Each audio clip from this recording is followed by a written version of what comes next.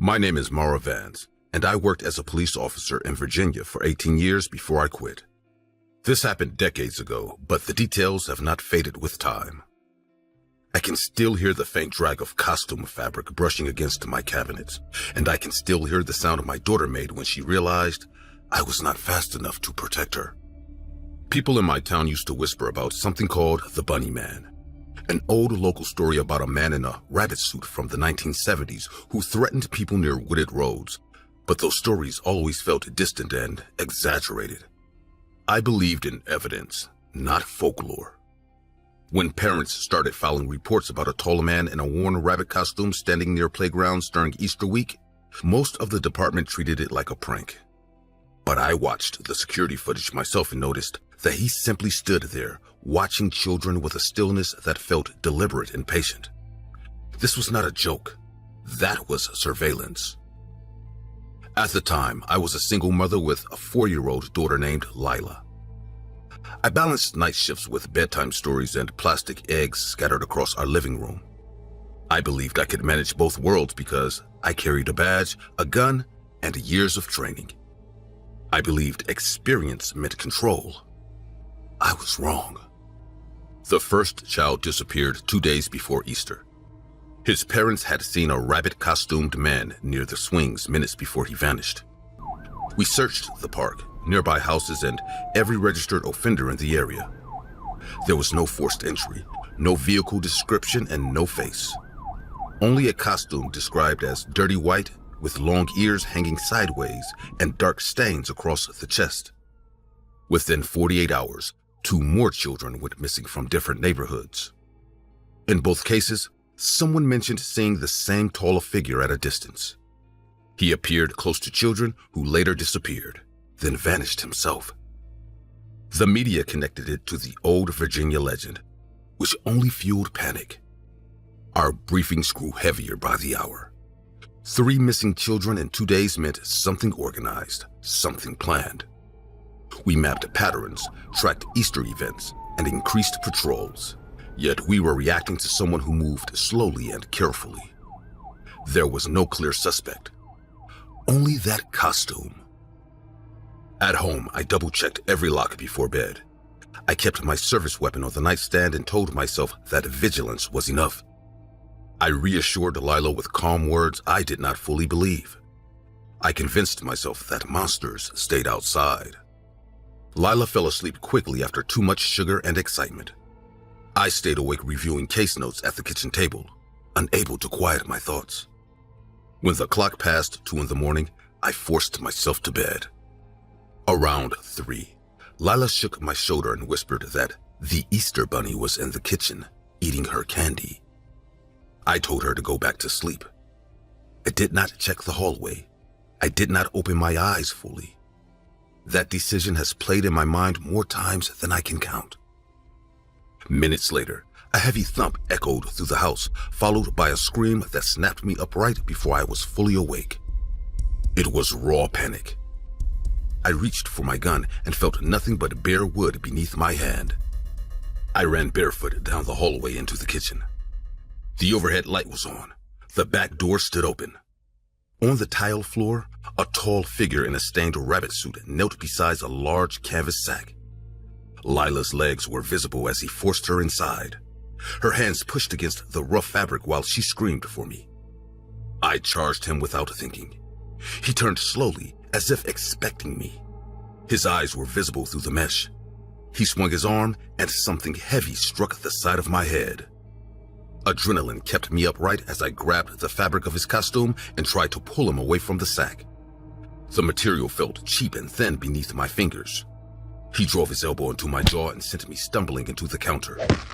I tasted blood and heard Lila struggling inside the bag. He adjusted the rabbit mask with one hand as if it annoyed him, then rushed forward with sudden force. His shoulder slammed into my chest and knocked me onto the tile. My head struck the floor hard enough to blur my vision. I kicked at his knees and managed to shift his balance for a second. It was enough time to grab the rope at the top of the sack and pull. Lila's sobs came through the canvas as I tried to untie it. He seized my hair from behind and dragged me across the kitchen floor. My nails scraped uselessly against the tile. He rolled me onto my back and pressed his forearm against my throat, pinning me down with steady pressure. Through the small opening in the mask, I heard him speak in a low, controlled voice. "You should have locked the door better. You should have watched her." I tried to reach anything within range, but my weapon was gone. He struck my temple again, and the kitchen vanished into darkness. The last thing I saw was him lifting the sack over his shoulder, while Lila's cries faded through the open door. When I regained consciousness, the kitchen light was still burning, and the back door moved slightly in the wind.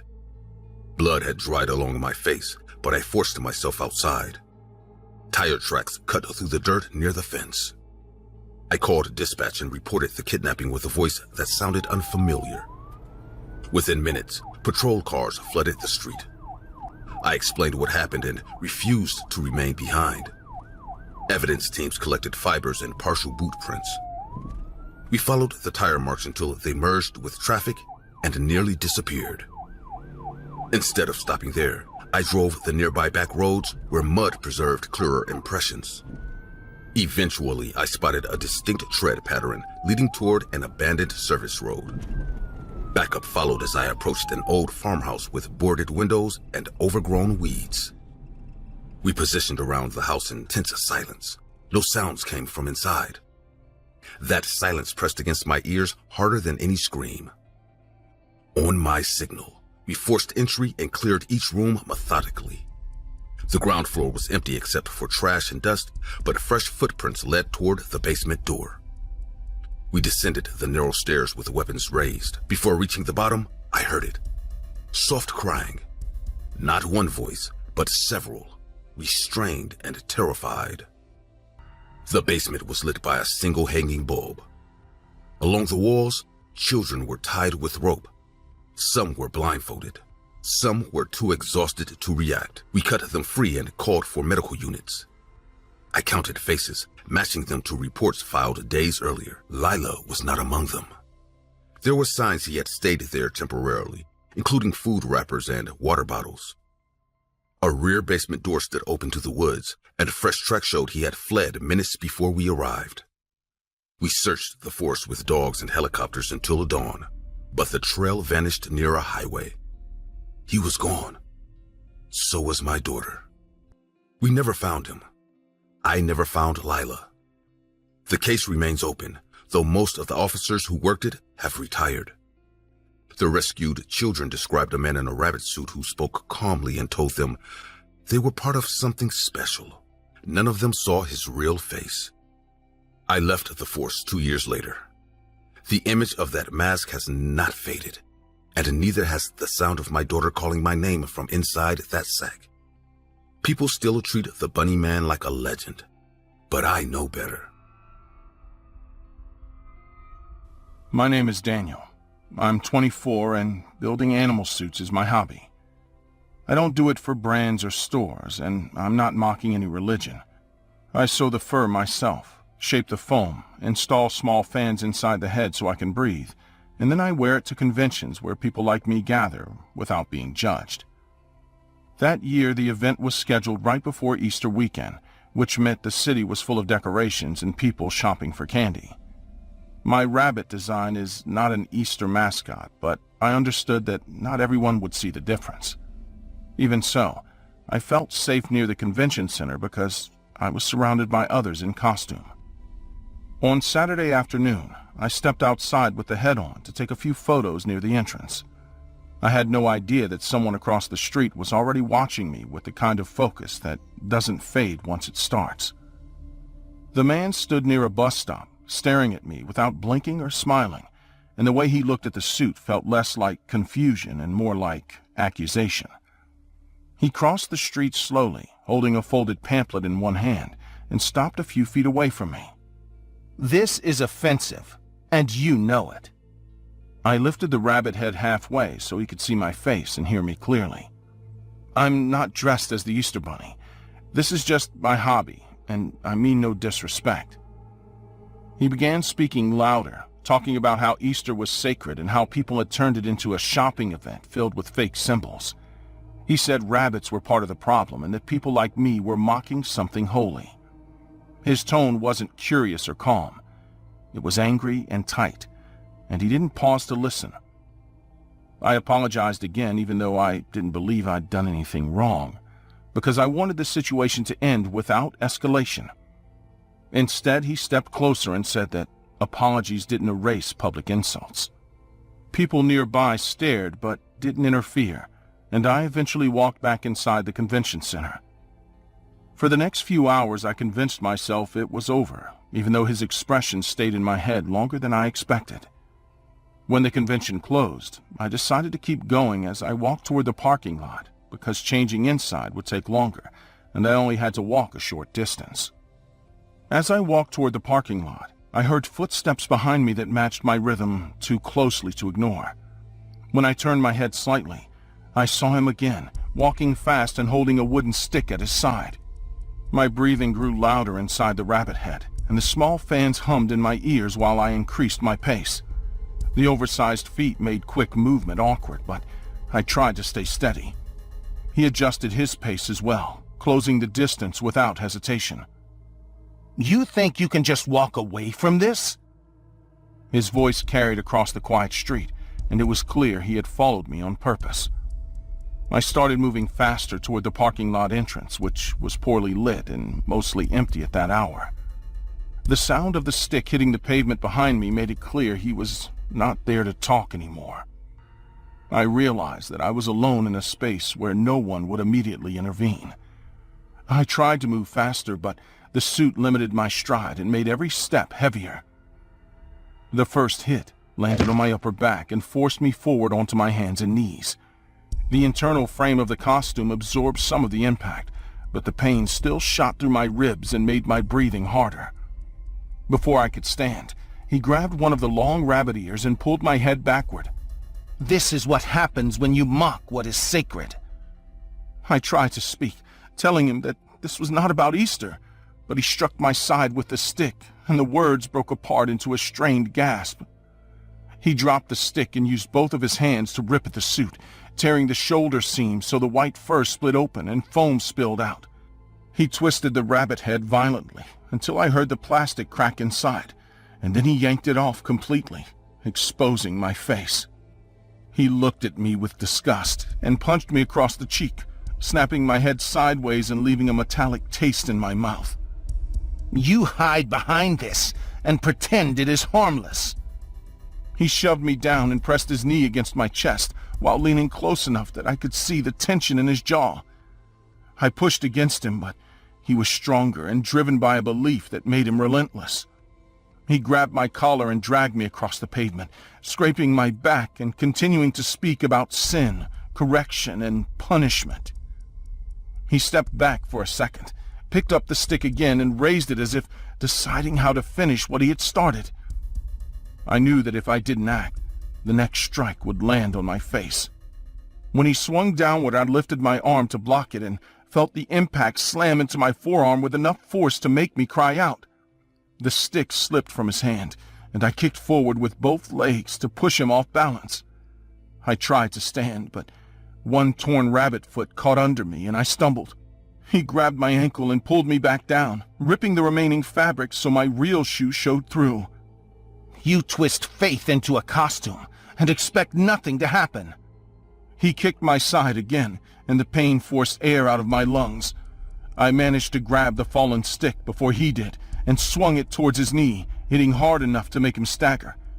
He did not fall, but the movement gave me a few seconds to crawl toward the brighter area near the entrance. At that moment, I saw two attendees running from the convention doors, drawn by the noise. I shouted for help, and my voice cracked but carried across the lot. He turned toward them, frustrated rather than afraid. He rushed at me once more and punched my stomach twice, folding me forward while repeating that he was teaching me a lesson I would remember every Easter. Before he could strike again, one of the attendees tackled him from the side and both of them hit the ground hard. Another person kicked the stick away, and together they pinned his arms down while he continued shouting about saving souls and stopping corruption. Police arrived within minutes because someone had called during the struggle. The officers pulled him off the ground and forced his hands behind his back. Even as they secured him, he twisted his head to look at me directly. This is not over. You will think about this next year. His tone was calm in a way that made the threat feel planned rather than emotional. An officer later told me he had a similar history of confrontations during religious holidays, including previous assaults tied to what he considered blasphemy. Hearing that made it clear I'd not been randomly chosen, but targeted because of timing and costume. Paramedics checked my arm, ribs, and face, confirming that nothing was broken even though the bruises were deep and spreading. My suit lay destroyed nearby, white fur torn open and foam scattered across the asphalt. The physical pain faded after a few weeks, but the memory of his expression stayed sharp. I rebuilt the suit with stronger internal supports and thicker straps, because I no longer trusted public spaces to be neutral. I still attend conventions, but I never leave alone, and I always scan the street before stepping outside. On Easter Sunday 2022 in France, an armed man attacked several people in the street for religious reasons.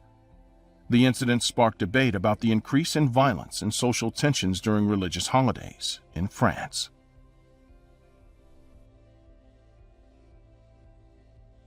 Easter was the day my father decided to ruin our family, and he chose that date weeks in advance. My name is Leon Rupert, and I was 16 when he tried to wipe us out because he believed we were demons sent to corrupt him. This was not a sudden breakdown or a moment of rage. It was something he prepared for quietly while eating dinner with us every night. My father had always been distant, but during the last year he became suspicious of everything we did. He accused my mother of speaking in code during phone calls and said my sister laughed in ways that proved she was not human. He said more than once that evil could wear familiar skin. There had already been violence before that Easter. He slapped my mother for moving furniture because he believed she was changing the structure of protection in the house. He shoved my sister against a wall when she played music too loudly. He punched me in the chest when I told him he needed help, and he said I was exposing myself by questioning him. We learned to speak carefully and move slowly around him. On Easter morning, he was calm. He prayed at breakfast and thanked God for giving him clarity and strength for difficult duties. My mother kept smiling in a tense way, trying to hold the day together. My sister and I avoided eye contact because even a glance could trigger one of his accusations. He insisted on setting the table himself that evening, placing every plate in perfect alignment. He said holy days required order and obedience. My mother agreed with everything he said, and I could tell she was trying to keep him steady until the night was over. We all wanted to reach bedtime in peace. During the prayer before dinner, he thanked God for revealing false faces and for giving him courage to act. He paused between sentences as if waiting for a sign. He did not even look at us. After dinner, my mother stood to bring out the pie, but my father told her to sit down and said he would handle dessert. His voice was almost gentle, which made my sister glance at me immediately. We heard a kitchen drawer slide open and close. He returned holding a long kitchen knife in his right hand and walked directly to the table without hesitation. He placed the knife in front of my mother with the handle facing her, and he kept his eyes on her face the entire time. My sister's breathing changed, and she gripped the edge of her chair like she was preparing to run. He told my mother it was time to prove what she truly was, and he leaned closer while saying that demons could not hold blessed steel. She shook her head and tried to push the knife away, telling him to stop acting like this. He grabbed her wrist firmly and forced her fingers around the handle while explaining that resistance only confirmed guilt. My sister stood up so fast that her chair crashed to the floor, and she started crying while telling him to let Mom go. He pulled the knife from my mother's hand and drove it into her chest with both hands, pushing forward. My mother gasped and tried to grab his arm, but he pulled the blade out and stabbed again. Blood spread across the table and dripped onto the floor while my sister screamed and ran toward the hallway. He followed her immediately. In the living room, he caught my sister by the back of her shirt and pulled her down onto the carpet. She kicked and tried to crawl toward the front door while begging him to stop. He stabbed her multiple times. I shouted that she was his daughter, but he answered that she was never his daughter, only something wearing her shape. When my sister stopped moving, I understood I was next, and I ran toward the laundry room because it had a storage cabinet large enough to hide inside. I could hear his footsteps behind me like he was hunting. I grabbed a small utility knife from a shelf because it was the only object within reach. I quickly hid inside a closet. I forced myself to breathe slowly so he would not hear me through the thin wood. He moved through the house, opening doors and slamming them shut, and he called my name in a low voice. "Little Leon, you cannot hide from God's work." Each step felt closer. He stopped directly in front of the closet. He stood there without speaking for several seconds, and I thought he could hear my breathing. Then he walked away, moving furniture in the living room as if checking every corner. The distance did not make me relax, but I knew he would come back. His footsteps returned, slower this time, and they stopped right outside the cabinet again. The handle turned sharply and the door swung open, and light filled the cramped space. He looked down at me without anger. I could not leave the job unfinished. He grabbed my collar and dragged me out onto the floor, and I slashed at his arm with the utility knife before he could pin me down. The blade cut his forearm and blood ran down his hand, but he tightened his grip and shoved me against the wall. He tried to force the kitchen knife toward my stomach while telling me I was the smallest but the most dangerous. We struggled at close range, both of us pushing the knife as it moved closer to my chest. I kicked his knee hard, and when he shifted his weight slightly, I pulled free and ran toward the living room window. The window was locked, so I grabbed a wooden chair and smashed it against the glass, cracking it but not breaking it fully. He caught me from behind and yanked my shirt, slamming me against the wall hard enough to blur my vision. He raised the knife and aimed for my chest, and I twisted so the blade cut along my shoulder instead of going straight in. I drove the small knife into his side with all the force I had, and he shouted in pain for the first time that night. I hit the cracked window again until the glass shattered outward, and I climbed through the broken frame, cutting my arm on the edges. I fell onto the grass and scrambled to my feet while he forced himself through the window behind me. He called my name loudly and told me I could not escape judgment. I ran toward the street screaming for help, and a neighbor's porch light turned on across the road. When he saw the light, he dropped the knife and walked back toward the house as sirens approached. Police arrived within minutes, and I was sitting on the curb with the blood running down my arm while trying to explain what happened. I pointed toward the house and told them my mother and sister were inside. They found him sitting at the dining table beside my mother's body, praying in the same steady voice he used earlier that evening. When officers ordered him to stand, he did so slowly and placed his hands behind his back. He told them the demons were gone and that he had completed his responsibility. At the hospital, doctors cleaned the cuts on my arm and shoulder while asking questions I struggled to answer. Later I learned he never asked about me during questioning. He chose the date, he chose the knife, and he chose the moment. I was the only one left when the house finally went quiet, and that silence has followed me ever since. The Easter Sunday Massacre took place on March 30th, 1975 in Cincinnati, Ohio, when James Rupert killed the members of his family inside his mother's home during an Easter gathering. Armed with firearms, he systematically shot his family. The attack remains one of the deadliest family massacres in United States history. Rupert was later convicted and sentenced to life in prison, where he died in 2022.